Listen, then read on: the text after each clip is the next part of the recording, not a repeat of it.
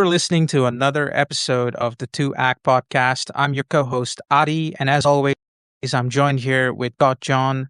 And this week's episode, we're going to be reviewing my recommendation, Blue Eye Samurai, a show that streams on Netflix, created by, I believe, the husband and wife team of Amber Noizumi and Michael Green. It's a French American anime inspired adult animation production set in the 17th century Edo period Japan, during a time when the country's borders are sealed tight against the outside world. This adult animated story follows Mizu, a fierce blue eyed mixed race swordmaster who must live in secrecy, concealing her identity as a man. Driven by a burning need for revenge against the four white men who upended her life, one who might be her father, Mizu cuts a bloody path across feudal Japan, hiding her identity while unleashing unmatched skill with a blade, eager to find and hunt down and get revenge. Kind of like a high octane action historical drama with Kill Bill vibes. But let's get into the opening thoughts here. Jon, what did you think? What was your initial impressions of Blue Eye Samurai? It reminded me how racist Japan is, especially back in the 1600s. It makes a lot of sense why they're culturally, like, why they still look poorly on outsiders. And in fact, what I've heard is, like, there are certain places where you're not allowed to go as an outsider just because, like, the staff doesn't speak English or they don't speak English well, and they don't want the stress of trying to communicate. And it makes sense. And I think it's an interesting take to set a story because usually, samurais are always like traditional, very Japanese coded characters. And to do a story where the character is essentially mixed race, which is, especially during the era it's set in, is heavily not only frowned upon, it's like people get killed for this stuff. I think it's an interesting take to do a story like that. I guess there were concerns about like whitewashing and stuff, and I know that the show sort of has a bit of a perhaps a controversial response from like the Japanese communities viewing it as opposed to the Western audiences.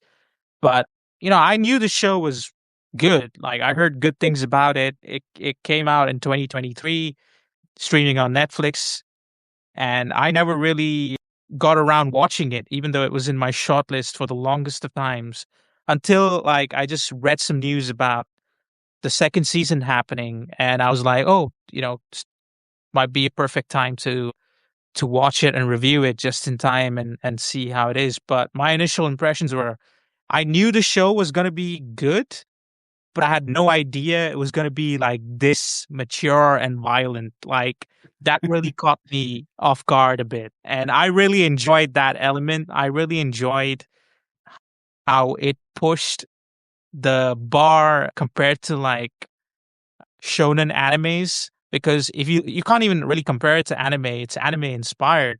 But I was very much going blind into this, thinking this was going to be kind of a virtuous sort of a feel good show, akin to many like animes that we love, like Samurai Champloo or stuff like that, which has that good mix of wholesomeness and violence. But this was a completely bloody revenge story layered with like a lot of like dark themes that reflect, as you mentioned, the society in Japan during the Edo period, which was quite an interesting era in history. But yeah, the 3D animation doesn't look half bad either. It kind of reminds me of like the art style in Arcane. In fact, I even showed you the pod. I was like, "Oh, look, Caitlin and Mizu. Look. They're the same girl. I swear." yeah, I remember. I mean, you know what? Like, I think the animations, like, it's a hit for me more than it's a miss. I think it really gets that sweet spot of 2D, 3D blending in with the choreography of the fight scenes, and I think the character designs and the environment look incredible with the color grading and palette. But like I must say, it's interesting you mentioned Caitlyn because yeah, you're right. Mizu does look like Caitlyn in some scenes, but her character's design kind of reminded me of Jin from Samurai Champloo. Although they're not Yeah. like the same, obviously, but like they're both wearing Right. blue robes. They both got like Mhm. glasses and they've got like a very, you know, they don't speak much and they're kind of to themselves, but they're Yeah, but excellent. she's got orange tinted glasses to hide that she's blue eyed. Yeah, yeah, yeah. That's it's for a reason. But it kind of like from the outside, from just like, first impressions. But obviously once you get to see the character's story, it sort of unfolds, and you realize like why she's hiding her identity, which is a good way to lead into. Did you like? What did you think? Were you confused? Were you wondering like the whole deal, like until the reveal's made? I think episode two, I believe, or I three. think so I was watching this with my girlfriend and like going into it. She's like, "Oh yeah, that's a chick." I'm like, "What?" But then I like kind of like think about it. I'm like, "No, yeah, you're probably right." Yeah, I mean, besides the fact that I knew that she was voiced by Maya Erskine, was definitely I mean, Well, I knew it was a woman. I mean, it women would be. voice men all the time. That doesn't I know say that's anything. common. I know that's common in Yeah. anime, but like Yeah, the Naruto, way, Luffy. but the way, like I would believe it if it was like the kid version of Mizu, but like the adult version of Mizu is also like is voiced by Maya Erskine. So I Adult was like, Goku is voiced by a woman, so that doesn't mean anything. yeah, I know, but like the sound of the voice just didn't Yeah. feel like a man at all to me. So Right. It's I too high wasn't. pitched, yeah. Yeah, I wasn't. In fact, I was wondering how the rest of them characters didn't kind of pick that up because Right. Well, she don't talk it's not much. like she don't talk much. Yeah, I guess she don't talk much, but yeah, it's got this 2D 3D thing going on, very similar to like Arcane kind of. I mean, we did Slam Dunk, the first Slam Mhm. Dunk, the movie, which also uses the same sort of blend of 2D 3D. Did it work for you here? Were you Yeah. like, Yeah, because I know that's like sometimes you watch a new show that can be a big deal, right? mhm. If it's a distractor or not, like Yeah, how did yeah. It wasn't distracting at all. It flew pretty well. Reminded me more like the art style, like Demon Slayer. Like it's moving art is what it is. And when it's done bad, I've said it multiple times in this podcast. And when it's done bad, you notice. And if it's done good, it's like the music. You don't notice at all. yeah. Yeah, and for the most part, I think there's some amazing fight scenes that I think we can rank them towards the end. But there were a few that really caught my attention and had me hyped up. But the story really starts like it kind of starts like in the middle, and then it goes back in flashbacks here and there. But it really does begin with Mizu looking for a weapons dealer by the name of Heiji Shindo, who's voiced by Randall Park. And she's after this guy because he is linked with potentially one of the four white foreign men who remained in Japan during the Edo shogunate. I think it's called the Tokugawa. I'm sorry if Yeah, if that's Tokugawa, you got that right. Yeah. Tokugawa shogunate. So Yeah. what the era that happened before was the Warring States period where a bunch of different clans all fought for territory, and Tokugawa is the clan that united all of Japan. Yes. And became the de Sh- facto Yep, shogun Shogun. of Japan. In other words, the ruler of Japan, the military ruler. But yeah, it's really about like her trying to find out who her father is because there's this almost like unquenchable thirst for revenge that drives her story. throughout. And at first, you don't you don't really understand the depth of why, but there's like as the story progresses, you get to see more context of like what Mizu's been through, not just as a kid, but also in various other parts of her life.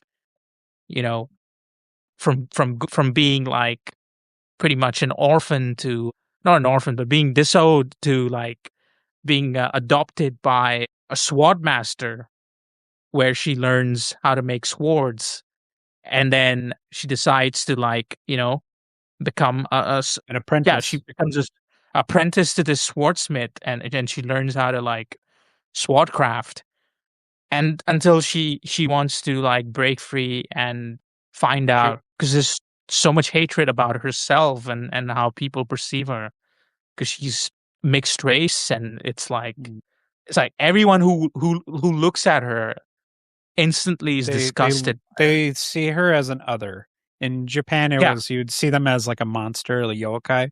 They had a lot of like urban legends. Like yokai is Japanese for demon, so they had a lot of legends about like blue-eyed demons, and because they said those tales, so when you would see Caucasians in Japan, you would know to be worried because anytime another civilization comes over, they're gonna if they see that you're gonna make peace with them, they're gonna try to take advantage of you.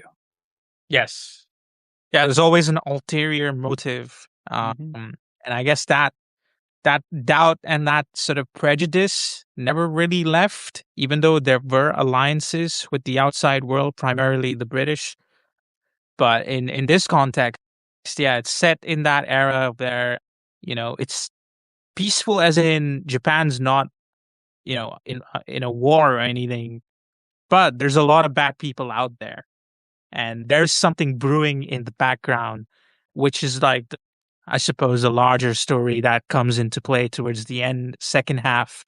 But like the first few episodes, they're quite character driven, really give you an insight on Mizu, and then you're introduced to like a few side characters instantly who become supporting cast, like Ringo, an optimistic, handless cook who instantly idolizes Mizu, and decides to become her apprentice against her choice. And he loves And then peaches. he loves peaches, but I could never refuse those peaches. I don't know No, about you. I don't blame you. Yeah, I mean, what do you think of the side characters? Because you've got like What? Seki, you got Yeah, like yeah, yeah. I Emi. think Ringo kind of grows on you. At first, he's grating and annoying because how stupid he is, and then like later on, like her old like bully becomes her friend. And even like that is like at first it's grating, but then you start to okay, you kind of see them for what they are and how they're like trying to make up for being a shitberg when they're kids. Yeah, and I think that was also my first impressions of a lot of these characters. Like, I think the character you mean is Taigen, right? Taigen, yeah. The Yep, you Taigen, got it yeah. right. Taigen is Taigen. So Taigen is a arrogant swordsman who is yep. in love with Princess Akemi. He's kind of a noble swordsman, but there's a bit of a backstory here where he and Mizu kind of knew each other as kids, and he was really mean to her because like she was outcasted Yep. from a Just very young throwing age. rocks at her, calling her names, all sorts of Yeah, evil shit.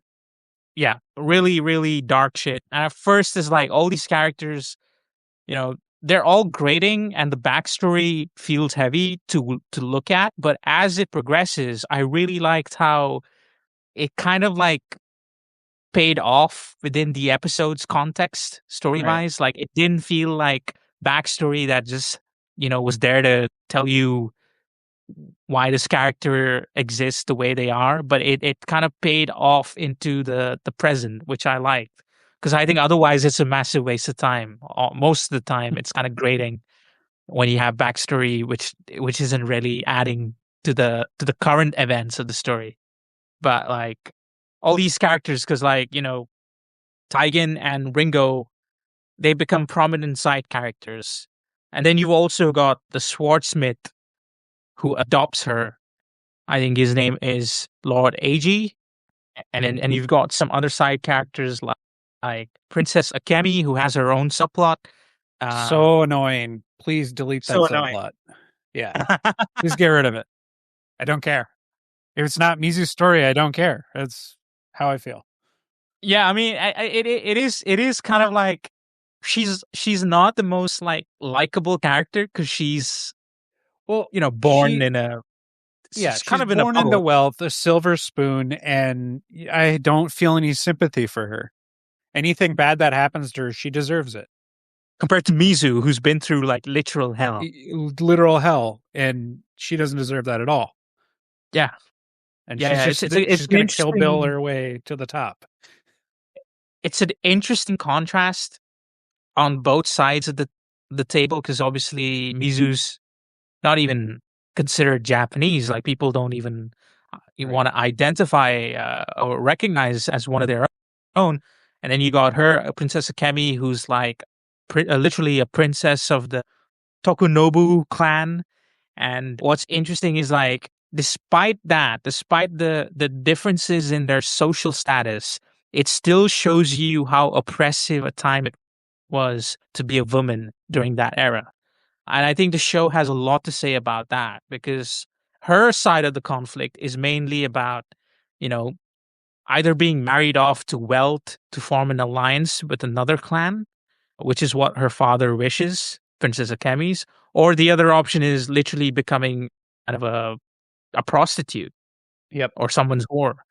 And I think that is like quite gratuitously explored. Like you see the realities of what women have to go through during that era and how oppressive or the lack of agency they had during that era because how power hungry men were in that Yeah, society you that's can been you can depicted. see why Mizu binds her breasts and has an appearance as a man and performs as a man just so she isn't like stopped at the gates because you have to have a man as your like your not your Chaperone or like the bodyguard. yeah. Yeah, yeah. Your guardian. Yeah, you need a guardian. And it's just like so in certain places in the Middle East in the current day of the year of our Lord 2026, there are some places like still that are like that. And you could see like what it would be like to be a woman in that society where your choices are prostitution or they're to get married to somebody in a higher class than you. Yeah. That is literally the core conflict that her story faces because she's in love with Taigen and she wants to marry Taigen and Taigen is not of a he does not come from a rich or noble family, but Fisherman. he's a fisherman's son. But you do see that you do see that he's trying to be a noble samurai for that clan. But her father, sorry, has other wishes of marrying her off to form an alliance. And yeah, I think that's like a subplot in the story that sort of does drag a bit. And as it goes along, it does sort of connect with the main story a bit with Taigen and Mizu. There's a bit of an overlap towards the middle. But for the most part, yeah, I mean, it is a subplot. But I think it does say more about like, I think it's more to represent like what the different how patriarchal the Yep. society was. I think that's what it is. That's what it really does show. And it shows it in a really terrifying way. And that's what makes Mizu's story, in contrast, a lot more invigorating because she literally has to take matters in her own hand and change her identity in order to survive in this world, which is so brutal for women. So, I think it had some interesting things to say, but you're right. I mean, that subplot is kind of it's a bit of a minor grievance. Yeah, It and can't you make need another minor grievance is the Ronin story that's kind of like woven into that. I think it's the fifth episode. It really breaks up the tension in one of like the fights, and then on top of that, we have tons of these flashbacks, and it just really takes like the story to like a grinding halt. that's interesting because I thought the fifth episode was kind of like the emotional climax of understanding why Mizu is so cutthroat and brutal. I Right. guess the place, I guess the placement to have it in the middle of like a really intense fight sequence is questionable because it breaks the pacing and the tension of what's happening. But I personally enjoyed that episode a lot. But I can see why it may have felt like it Mhm. kind of detracted for you. It But just I felt thought, like I was start stopping a lot, and I was just like, yeah, no, absolutely. get on with it. No, you're right to from an editing point of view. You're completely right. It's very disrupting to the story that's playing, which we want to know at that moment when she has to fight those Wolverine clawed Yeah. army that comes in the brothel, which is those. I gotta say, there's some really cool weapons in this fucking story. Yeah. I mean, the amount of like different kinds of like knives and swords and like just like stuff from that era that they were able to show so violently with the action scenes, like I think it's interesting. But like, I mean, what did you think of the violence in the show? Like, did It it? doesn't hold any punches. I appreciate that. That's like the one thing that I can't say I hated because the show holds no punches. It's very graphic. You could definitely can tell it's a mature show, like for sure. You don't want kids watching the show. There's gratuitous sex scenes. It's a Netflix show. But talking about the sex scenes, I don't really feel like a lot of the sex scenes help tell the story, and they kind of feel like they're just there for shock value, and they serve no purpose and feel really excessive. Well, any particular episodes or examples that did? No, I just think it was just like kind of just sprinkled all upon. Like there's a sex scene with the Kemi and Taigen, and I'm just like, I don't care. It doesn't help that I don't like a Kemi, but it's so there are TV shows that have sex scenes in them, and it makes sense and why you would put that in the plot. But it just felt like it just sprinkled too much of it. It is excessive. I agree, but Right, I like think just because you should doesn't mean you just because you can doesn't mean you should. I suppose so. But like, I think it's kind of being brutal. It's going for that shock value thing, but I don't think the Cami Taigen sex scene was shocking. I think it was No, more I about don't think it like, was shocking. I just felt it excessive. well, I read it as more like her trying to like control him in a way, like Yeah. she's trying to figure out because And the shit she was saying, I rolled my eyes so fucking hard. yeah. I was Look, like, I mean, that's some role play. that's her character. She's like a like Talking about swords in a sexual manner. I'm just like, fuck off. she's into literature and I think that that plays again in one of the I think it was funny in that episode where the client she literally has to work in this brothel when she's on the run and one of the clients wants to obviously like fuck her but she manages to like seduce him without like actually you know Right. Showing how much having of a nerd she is, and he's into that. yeah. I think bits like that was really funny. Like it really showed that she had to use her bits. But like in terms of like that Tigan scene and then that scene when she has to like accept her fate a bit when she's married off to the shogun's Yeah, the second son. family, Yeah. the second son. I think she realizes that her status as a woman having seen that other life in the brothel, I think she realizes that she needs to control the men in her own way with because she can't literally control them like from a social gender point of view like because like women at that period in the way it's depicted in the show didn't hold much power against men. The only way they could do it was emotionally and sex became like the most obvious route. So I kind of see it. I get your point. Although that yeah, that scene was kind of like whatever. I mean, I couldn't really I couldn't care about their relationship. I still think I didn't see the strength in the story when it came to their relationship. I Right. thought Akemi and Taigen's relationship was not the best part of the story at all. I don't think it pays off as much, especially in the end when she decides, "Oh, I don't want you anymore. I just want power." So, I was so using I it. agree. Yeah, whatever. I mean, I agree with your point there. But in terms of like showing all the brothels, in terms of showing how all the women who were like, you know, sold and forced to work in these brothels as prostitutes, I felt like it just elevated the show from being safe to a lot more shocking. But that's how I read it. I thought it was like kind of necessary to raise the stakes a bit to show just how like horrific it was to be alive during that period. I just Uh, feel like this show's trying to be what Ninja Scroll was. oh yeah, there's a lot of Ninja Scroll vibes, isn't Yeah. there? Another episode we previously reviewed was the Ninja Scroll Yeah, movie. which is a 1995 movie, Yeah. which is Which a is one-off. really gratuitous. It has some sex scenes in it and it doesn't pull any But punches. I think that was more like gratuitous though. Oh Like yeah, no, that was it literally had a graphic like snake. rape scene. I mean, Yeah, yeah, yeah. It had like really graphic, shocking scenes in there, which I think compared to this, in this it's kind of like you're right. It's kind of casually sprinkled across rather yeah. than in one particular instance.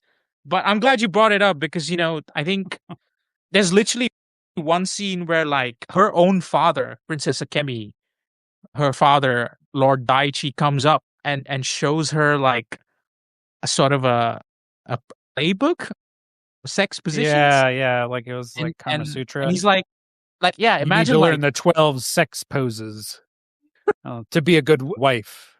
yeah, yeah, and 20 is only for professionals. I mean, that's like fucking insane. I mean, imagine like Right. how normalized that shit is in the show Right. for what it's trying to depict. I can see why there's like there could be such a strong like polarizing reaction from the Japanese communities who watch this show and feel like either they've been stereotyped or they've been represented in a wrong light. But yeah, it is shocking in moments like that.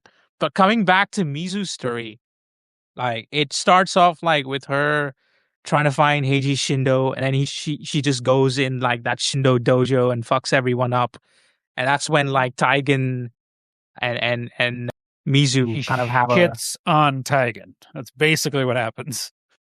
What do you think of that? The whole encounter and I how liked they it. sort of like plays off. Well, and Mizu doesn't take Taigen seriously, but who would take Taigen seriously? He's kind of an idiot sometimes, isn't he? Exactly. And it kind of leads to them going to this, trying to find this place, the fortress where Heiji Shindo uh, stays, because a man named Fowler, who's I believe the main antagonist of the story, Yep. resides. The white man. He's an Irish smuggler, arms dealer who's allied with the shogun, and he's secretly planning his own coup to overthrow the Yeah. current shogun and replace himself with the leader in order to open Japan to the outside world. And this man is obviously voiced by Ken Branagh and becomes like the main antagonist of the story. And the one Mizu is like chasing, who she suspects is her like father, who she Could be. wants to kill. Could be one of the Which, four if potential. I have a prediction to make, it will be the final white man she kills. That will be her father, and like a climactic revelation, and it'll be like 6 flashbacks. Like it'll be like a whole thing. 6 flashbacks. I mean, I don't know how much more. I think the show There's going to does be just. flashbacks on flashbacks. There's going to be flashbacks inside the flashbacks about flashbacks. I thought. Did you have an issue with the flashbacks in the show? I didn't Because really have an issue with the flashbacks. I'm just taking the piss. Because for the most part, I thought for the most part, like I really liked how it just played into like in that second episode where she learns to sword fight for the first time, Yep. and they're making that sword for the client who turns out to be an assassin, right? He's a Ronin, Yep. and that guy turns out to be the main Tiger member of the Claw. Four Fangs, the Four Yep. Fangs, Yep. who she manages to kill and get revenge over in the end, in the end of second episode 2, unexpected element. So I thought stuff like that was cool because it pays off. It didn't feel out of place. And then in the third episode, I thought it was really cool how like they accept that tea ceremony invitation by Yeah. Eiji Shindo, and then And they there's going just to be get. a bunch of arrows that are going to be shot at you. I thought that was so cool. Like, what was your impression of that? Because that was like they Well, were literally they knew they were walking into. I find Randall Park annoying, so really wanted to see him die. He lost his arm though, Not good enough. not good enough. But he Not did. good He enough. does get killed off in the end. Yeah, He yeah, does. yeah, yeah. I wanted him to He die right does there. receive. He does receive his comeuppance. Yeah, I suppose he's an annoying like henchman Well, to the main villain. Randall Park plays the character well because I find him grating. Yeah. As an actor, I don't think he's that anything special, but yeah, no, that character is annoying as hell. Yeah, but I thought the Archer scene was really cool. I Yeah. really like I really liked how they had to like evade that entire area. Like they were between a And they were like valley. counting seconds till they would have enough time to shoot another volley. Yeah, and Mizu and Taigen had to like literally evade like a flying like hundreds of arrows from the sky flying at them. That was really cool. And then you got like episode 4 is peculiarities where like once Mizu finds out like about the brothel, she wants to go and find a way in to the fortress where Fowler is, and she realizes one of the only ways is like through the prostitutes who are sent to the fortress, because that fortress is like pretty much impenetrable. Like it's in the middle of, it's kind of surrounded by a moat, and it's got like traps everywhere. And Yeah, I guess it and goes into a side story here. But yeah, and even for a second there, I thought Mizu was gonna like perform as a woman and start killing people, like sneaking a sword somehow. Like that's how I thought it was gonna go. It didn't go that way. no, It wasn't as predictable. no, I no, no, no. appreciated that. I mean, that would be literally what Demon Slayer did in the Yeah. Entertainment District arc, right? Like Yep. they had to literally pretend they were like fucking prostitutes. And only one of them you could believe is a prostitute because he was pretty. The guy that doesn't want to wear a shirt. Wait, which one's that? Is that The the boar blonde guy, I hair? can't remember his The name. boar guy. I forgot his name. Yeah. Inosuke. Inosuke, yeah. Yeah. Inosuke. Yeah. He's the only one pretty enough to be a woman, but doesn't want to wear a shirt. But that was interesting in its own way, because they were literally hunting a demon, and in this context, Right. it's like they're trying to find a way in to the villain's lair, but they know they have to find. She needs to do this mission for her where she needs to like. It's a pretty brutal thing. She has to it's a kill. side quest. That's what it is. It's a side quest, but like she had to kill the mute girl. I thought that was pretty Yeah. brutal. Like It was pretty brutal. I didn't think she'd be that fucked up and Right. go That through with it. ruthless. Yeah, there's a lot of moments in the show that show how ruthless Mizu can be, Yeah. Well, and she'll do I anything was for like, revenge, and she keeps proving it time and time again. yeah, but you don't get the full context until you see that episode 5, which is the tale of Right. the Ronin and the Bride. And yeah, I suppose like it's a bit of a exaggeration in terms of like how they, it's sort of a puppet play that comes to life. It's like kind of meant to show you how she's a Onryo, which is kind of a demon, I Yep. guess.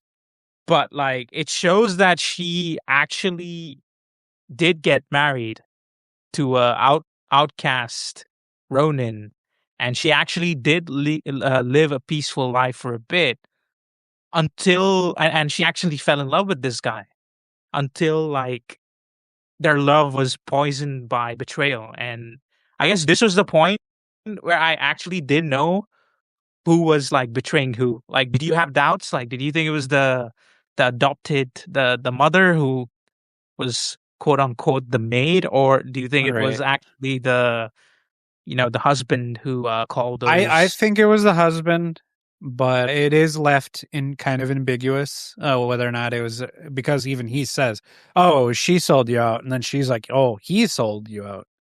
I do Yeah, think it was and they him because both fight. I can't see a mom doing that, even if you're like an adoptive But her mother. mother's like addicted to opium and she's running out of bed. Yeah, And they're could it literally. definitely could be, yeah. But that's what's so fucked up about it because it really shows how like she can't trust anyone. Right. Like, and it really shows like how fucked her psyche is in that moment because it really makes her character brutal. And I think that's where Ringo comes to the dark realization where like, oh shit, like you're not noble, like you're not a samurai. And she's like, I never said I was a samurai, you know? And I think it just adds to how like dark her story is. Cause Mhm. imagine like going through that as a kid, being forced to live as a being disavowed by your mother and then having to like, live as an apprentice to a blind swordsmith, learn how to Mhm. like fight and conceal your identity, and then to have a second shot in life where you can actually get married and have like a stable life. And then that's completely taken away from you as well. Like I think it was a pretty dark flashback story, but I must say it was kind of annoying how it kind of broke the tension in the Yep. story where like she was like fighting those thousand clawed individuals. Yep. But it was a pretty cool scene though. Like the fight scene was pretty cool in Yeah. that block. Yeah, they just kept crawling out of the woodwork. Yeah.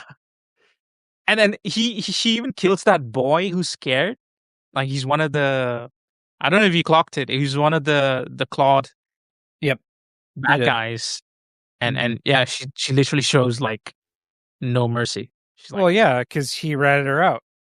no, it wasn't the boy who ratted her out. It was Oh, it was one of the Wolverine clawed okay. men who was scared and was hiding. Who turned out to be like a boy, and he's still killed. It was Oh, pretty man brutal. enough to put on the claws. Yeah, but it just shows like how brutal Yeah. a character is, Yep. and then I guess like the second half of this of the series really goes into. I think episode 6 is just an obstacle course episode, but So episode 6 is a video game, mini boss it's a included. video game. Yeah. I loved it though. I fucking loved it. This is what like one of my And itches they that I wanted even to played some be. Metallica. Yeah, it was pretty cool. It's pretty Yeah. badass. I When mean, the I bell can't lie. Look, tolls. I knew.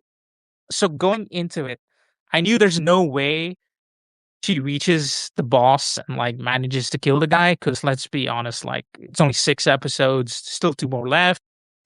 All right. But I was expecting some really cool set pieces to get there, and I was not disappointed. Like there was some really cool. I must say the only thing that I kind of didn't understand, like didn't believe, was like when she had that fucking sword pierced through her leg Yeah. or foot, and then she still managed to fight. There's a bit of plot armor over All here, right. but She's got to get to the third season somehow. yeah, she takes a lot of like hits. Like she's Oh yeah. slashed and Well, pretty yeah, and much. then she's got her armless guy that's suturing her up. Yeah, he's like a medic and a Yep. multi. He's kind of a Swiss Army man. He's He's Swiss Army multi-purpose. man. That's a good way to put it. Yeah, he's multi-purpose. Like he can do it all, can he? Yep. He's your cook and your medic Yeah, he's and and your it's pretty comic fucked relief. up. He's a comic relief. Yeah, he's a bit of an idiot, but it's pretty fucked up how he's treated in the start of the episode by his father. Like it literally Yeah. shows you. I think there's a sequence where Master Ag, the swordsmith, the adoptive father of Mizu, literally says there's only 4 trades you can do in this world, which is like Mm. a merchant, artisan, a warrior, and there's another one that I can't remember. But it's like there's only these 4, and if you can't do these 4, you don't really have much of a purpose.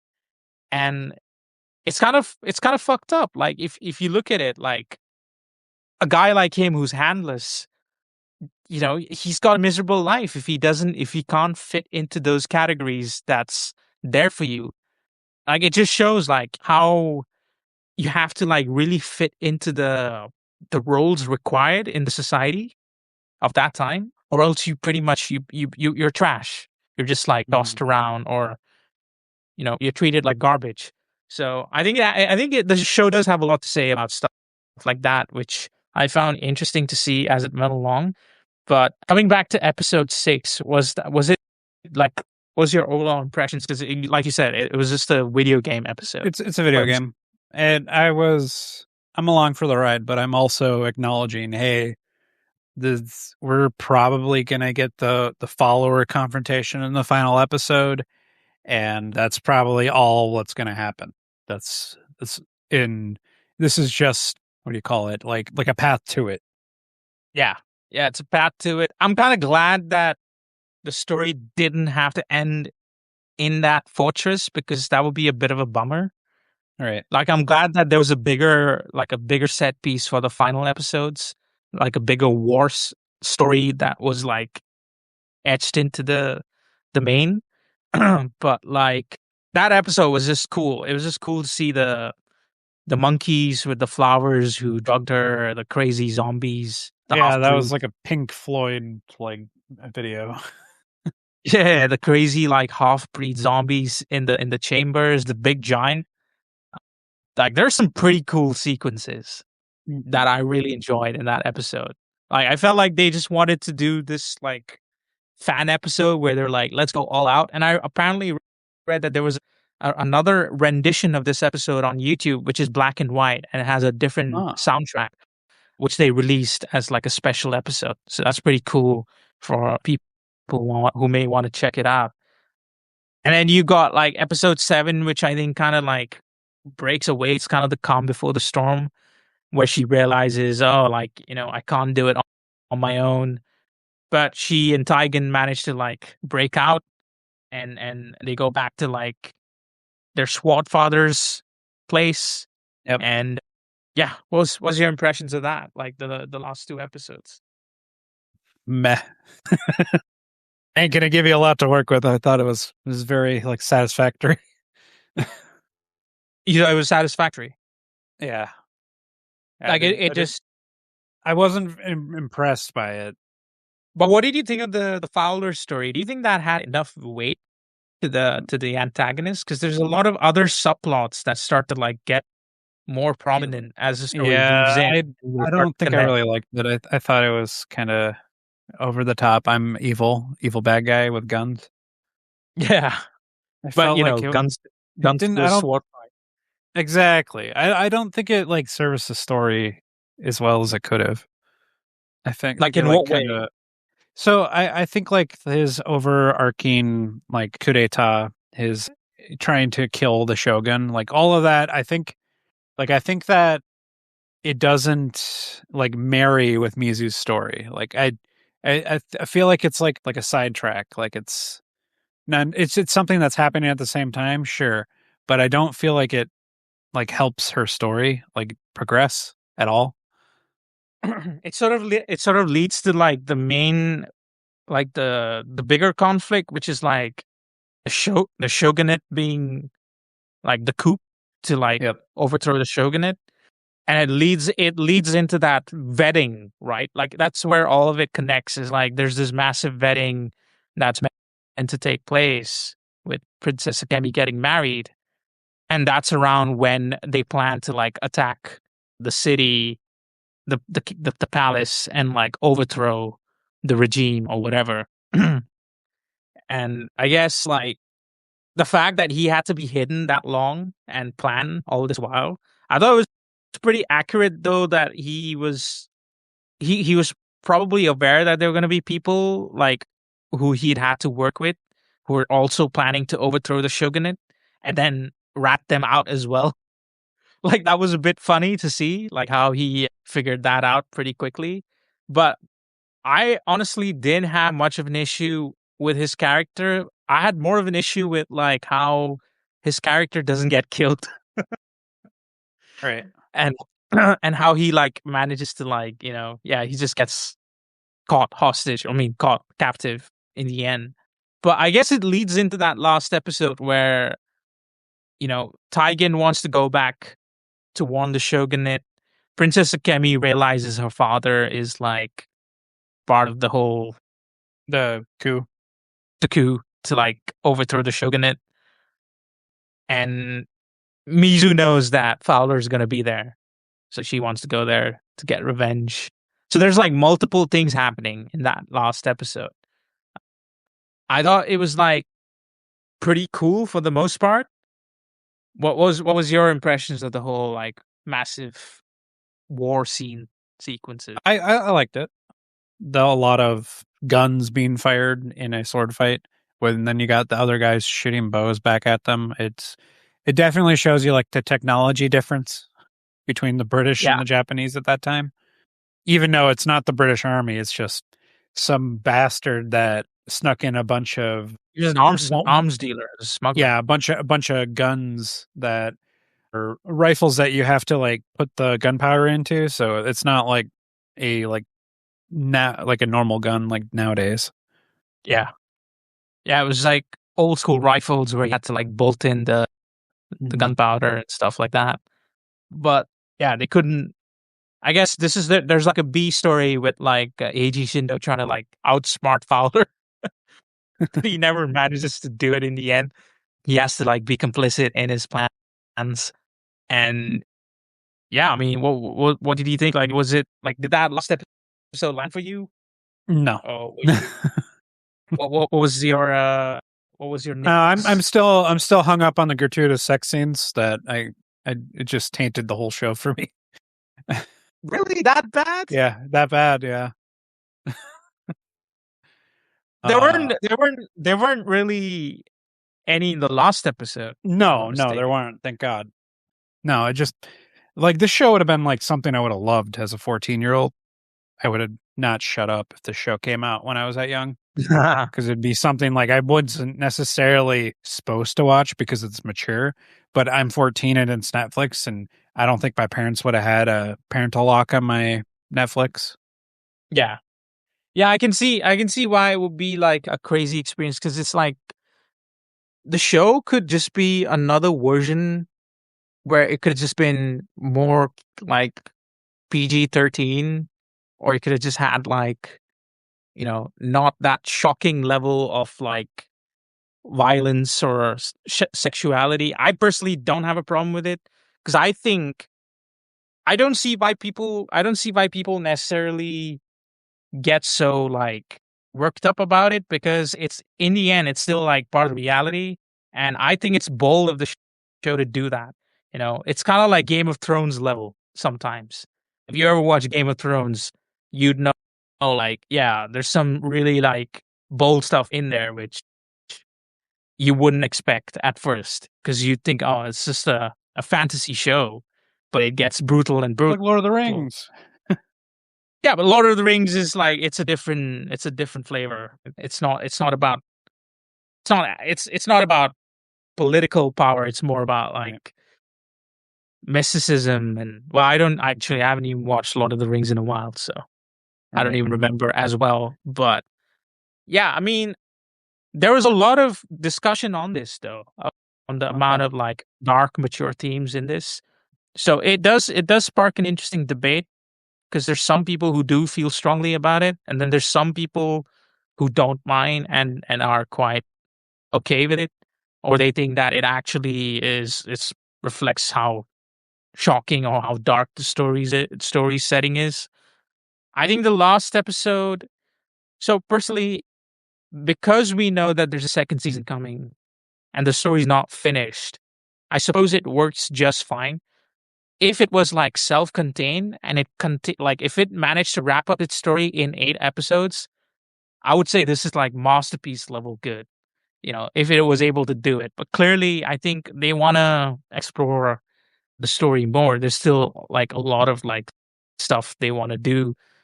The latest news is that it got a second season, which 6 is like episodes. yeah, it's likely to come out next year, I believe. But they're gonna Well, They're Scheduled to gonna, premiere this year sometime. That's what it says. yeah, at the Annecy French Animation Festival. That's like a festival, one of the best, biggest animation festivals that happen every year. So it's gonna play there apparently, but if it'll come out this year or next year.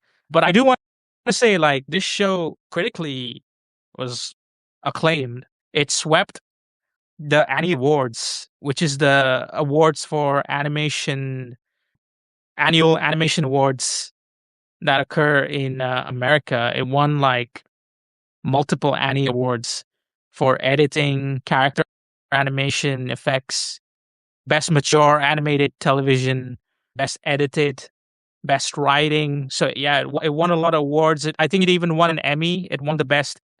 Emmy is like the Oscars for TV. It won outstanding animated. It won a bunch of other technical awards as well. So yeah, clearly it was like not only a commercial hit, but it was also a critical hit. But the next season, I believe, is set in London. So that could be interesting because it's a different setting. Right. It's literally because it literally ends with Mizu sort of taking Fowler captive on a ship sailing to London. So I'm excited to see like what they could do there with a different setting because yeah, you're right. I mean, like if it's a set in the same place, I wonder how much more they can do with the story. But I believe there's still like side characters that they still want to explore, like Taigen and Ringo, and maybe a Kemi, which I'm not sure how they're going to pull that off. If the Just kill story is off a like, Cammy. Let her die. I don't like her. but I mean, her arc is like it's kind of fitting of her as like a character who wants to like maintain her power and status instead of running away from that life. I think she Hmm. wants to embrace it. So it's interesting. She decides to not run away with Taigen in the end. But should we go into final thoughts? Do you want to give it Sure. a Yep. rating? You want to go first? You go first. I've been talking All too right. long. All right. Blue-Eyed Samurai has a lot going for it, but I'm distracted by gratuitous sex scenes that make it closer to softcore porn than an adult animated TV show. I get that it's not cable, but as the show went on, it's not shocking. In fact, it's very distracting. Like I don't have a problem with gratuitous violence because I live in America. We see violence every day. I really want to like the show. The animation does help. The animation is pretty decent, but some of the pacing in the show as a season wraps up, it kind of feels like I'm getting jerked around. Like that midpoint, that episode 5 and 6, I just felt like I was just like, I'm stuck on the tracks. So I'm gonna give this one a 6, closer to 7 than a 6 out of 10. Cool. I think it's like personally, I was really this was a pleasant surprise. Unlike you, I really liked how mature the show was. I think it just quenched my thirst for something dark. I feel like it breaks the mold of a safe shonen show, even though it's not really an anime, but it's anime inspired. There's a lot of like Kurosawa references and Kill Bill references and the stuff with the music that really hit. It just really resonated with the flavor of like violence and mature themes that I like watching in story set in this sort of flavor of samurais. It's a revenge story end of the day, so it is a dark story, and there's a lot of graphic scenes that aren't for everyone, and I completely get that. But I think the animation is really a really outstanding achievement. I think it's like one of the best animated shows to come out in recent years. I think it's personally better than Arcane when it comes to the quality of how they managed Yeah, to yeah. choreograph some of the fight scenes. Season 2 for sure. Yeah, especially season two. I don't think it can, season two of Arcane can match the quality of this show, which is very exciting. I hope that there's more like shows that try to do this with the 2D 3D blend. I also think the characterization, the backstories for me weren't a problem because I liked how they paid off. Even something as simple as like in that episode 6, you see that when she's fighting those thousand clawed men, she uses this one weapon weapon, which is exactly the same weapon she uses to spar with her husband. So there's a lot of like payoffs like that really complemented the story. There's details that I think I may have missed that I'm sure I'll be able to get on a second watch. I don't think the ending episode lands as strongly as I'd like it to in terms of like overall narrative satisfaction, but I think the character, the performances by the voice cast, the character design, the story, the violence, and all the quality in animation really overweighs the negatives for me. So I'm gonna give it a 9 out of 10, and I'm really excited to see like the second season. I'm curious to see how they work it out, especially in a completely different setting like London. And yeah, if you want to check out really mature adult animated television series, this might scratch that itch. But I guess that concludes our review of Blue Eye Samurai. I'm gonna go commit Sudoku. See a space cowboy. So, yeah. You mean seppuku, right? No, Sudoku. Like the game? Yeah.